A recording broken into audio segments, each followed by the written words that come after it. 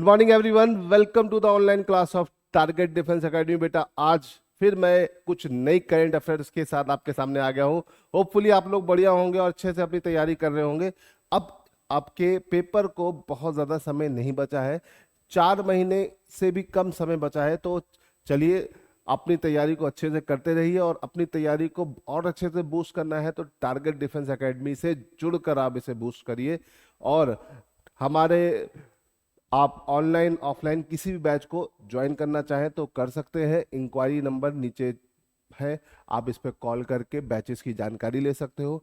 साथ ही साथ अगर करंट अफेयर्स के सेगमेंट में आप जुड़े हुए हो तो रेगुलर आपको करंट अफेयर मिल रही है। ठीक है, इसका एक मास्टर वीडियो भी हम जल्द ही बना देंगे 3-3 महीने का, ताकि आपको 3 महीने की करंट अफेयर एक साथ मिलती रहे।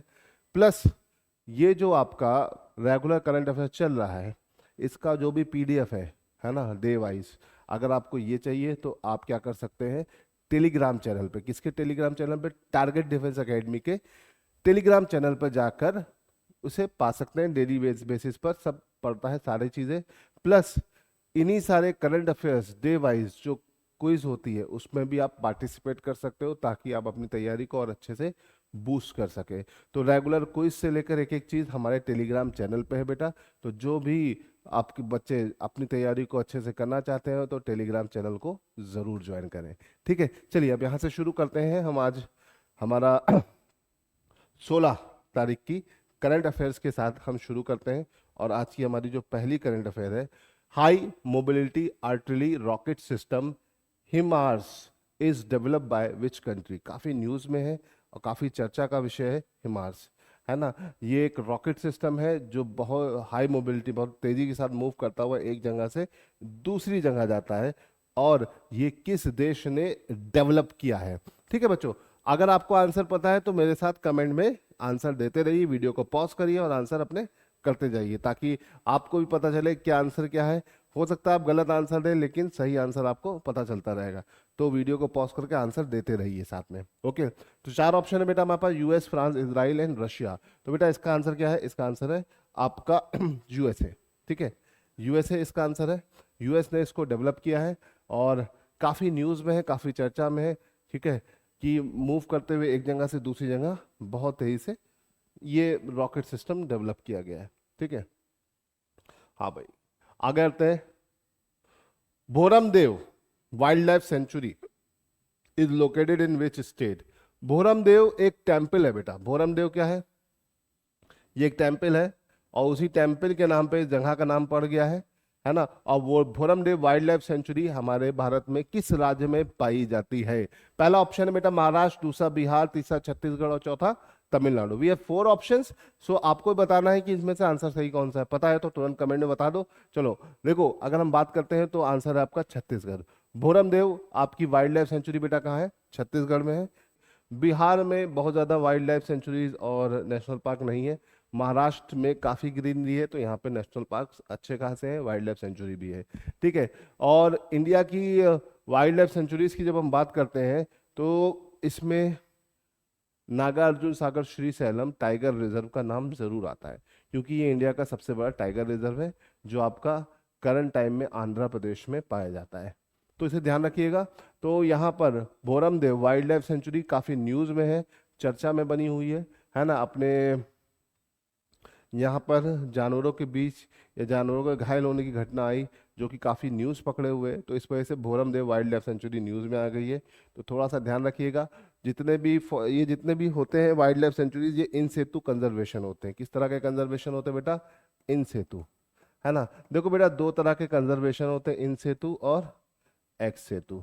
इन सेतु कंजर्वेशन मतलब जब किसी वाइल्ड लाइफ को उसके नेचुरल हैबिटेट में हम कंजर्व करते हैं, वो क्या कहलाता है? इन सेतु। और जब भी किसी वाइल्ड लाइफ को उसके आर्टिफिशियल एनवायरनमेंट में कंजर्व कराते हैं, उसको हम क्या बोलते हैं? एक्स सेतु। ठीक है, तो इसे ध्यान रखिएगा। This is N in Setu conservation, मतलब जंगल है, कोई भी वाइल्ड लाइफ, कोई भी बायोडाइवर्सिटी, फ्लोरा फाइना जो नेचुरल फॉर्म में पाए जा रहे हैं उनको कंजर्व कर रहे हैं, तो उसे बोलते हैं इन सेतु कंजर्वेशन। इन सेतु कंजर्वेशन के 3 मेथड बहुत ही पॉपुलर है। पहला है नेशनल पार्क, दूसरा है वाइल्ड लाइफ सेंचुरी, तीसरा है बायोस्फीयर रिजर्व कंजर्वेशन। ये सब चीज़ें आपको थोड़ा सा ध्यान रखना पड़ेगा बेटा, अगर याद रखोगे तो काफ़ी चीज़ें आसान रहेगी।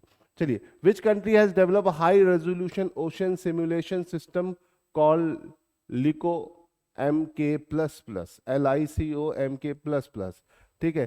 तो अगर हम बात करते हैं मतलब पानी के अंदर एक एक चीज को अच्छे से क्लियरिटी से देखने का करने के लिए ये सिस्टम डेवलप किया है। तो ये किस देश ने किया है ये पूछा जा रहा है। लिको MK++, Australia, China, Japan, Russia. आपके पास 4 ऑप्शन है। तो बेटा इस तरह की चीजों के लिए चाइना या जापान ही आगे होता है, तो यहाँ पे आंसर क्या है? चाइना, याद रखिएगा, ठीक है। चलिए आगे बढ़ते हैं। हाँ भाई, which glacier in Nepal believe to be the first glacier to be declared dead due to shrinking? बेटा काफी बड़ी न्यूज है ना, और ये अच्छी फैक्चुअल न्यूज है।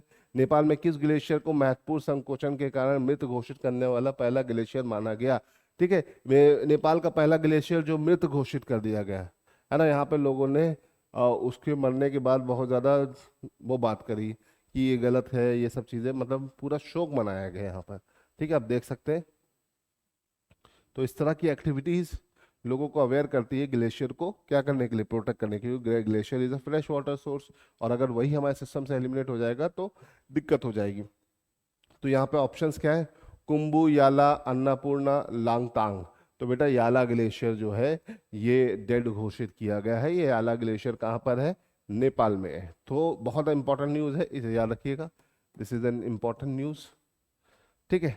चलो यहां से आगे बढ़ते हैं। हाँ, which country newspaper La Prensa has been awarded 2025 UNESCO press freedom prize?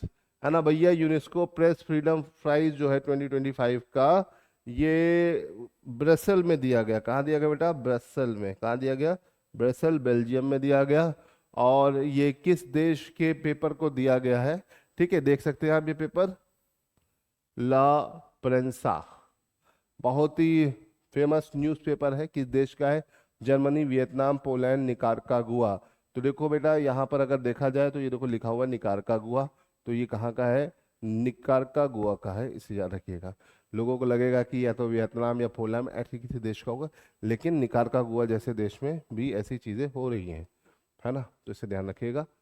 चलिए क्वेश्चन नंबर 6 की बात करते हैं बेटा। 6, name the Indians first indigenously made India's first indigenously made anti-submarine shallow water craft। ठीक है, ये एंटी शैलो, ठीक है, anti submarine shallow water craft है जिसको GRSE ने बनाया है। Garden reach shipyard ship builders and engineer ने इसको डेवलप किया है ना। तो उसका नाम बताइए। INS स्वराज, शिवाजी, INS पवन, INS अर्नाला। तो बेटा ये नाम है INS अर्नाला। अन्नाना फोर्ट है महाराष्ट्र में, उसके नाम पर इसका नाम रखा गया है, इसे याद रखिएगा। ये भारत का पहला स्वदेशी बोल सकते हैं anti submarine shallow water craft है, ठीक है, तो इसे ध्यान रखिएगा। चलिए यहाँ से आगे बढ़ते हैं। हाँ भाई, क्वेश्चन नंबर नेक्स्ट की तरफ चलते हैं। Under which law are digital payment system like PhonePe regulated in India? भैया फोन पे जैसे या ऑनलाइन डिजिटल जितने भी हैं, फोन पे हो गया, गूगल पे हो गए, अलग अलग प्लेटफॉर्म्स हैं, वो किस कानून के तहत भारत में विनियमित किए जाते हैं, रेगुलेट किए जाते हैं? Banking regulation act 1949, RBI act 1934, payment and settlement system act 2007, यही सही है। IT एक्ट के अंदर ये नहीं आता है, तो इसका आंसर क्या हो जाएगा बेटा? C, ठीक है। इस तरह के क्वेश्चंस बनते हैं और इसमें गड़बड़ मत करिएगा बेटा, है ना। चलो आगे बढ़ते हैं। Which agreement reaffirmed India's stance on bilateral resolution of dispute with Pakistan?